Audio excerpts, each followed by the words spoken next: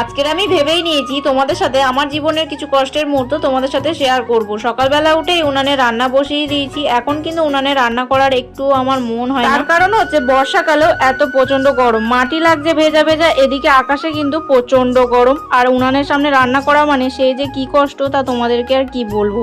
কোনো রকমে ভাতটাই রান্না করি আমি উনানে, তারপর কিন্তু ঘরেই সব রান্না বান্নাগুলো সেরে ফেলি। এমনিতে উনানে রান্না করতে আমার বেশ ভালো লাগে, সারা শীত জুড়ে আমি কিন্তু উনানে রান্না করতেই ভালোবাসি। কিন্তু এই গরমের সময় আমার প্রচন্ড বিরক্তি ভাব লাগে। আর এই বর্ষার সময় চারিদিকে যেহেতু কাদা আর আকাশেও গরম, তার জন্য মেয়েকে টিভি চালিয়ে দিয়েছি। সেই ও দেখো টিভি দেখছে, আর অম্বুবাচী কিন্তু পেয়ে গেছে, তাই ঠাকুরগুলো আমি এইভাবে ঠিক চাপা দিয়ে দিয়েছি। আর আমাদের ঘরের এই দুটো জানলা দিয়ে এত আলো আর এত সুন্দর হাওয়া আসে যে ঘরটা প্রায় ঠান্ডায় থাকে। আর ঘরে কিন্তু আলোর জন্য বেশ ভালো লাগে। আগে আমাদের ঘর ছিল একদম কিন্তু আলোই ঢুকতো না, পুরো অন্ধকারই বলতে পারো।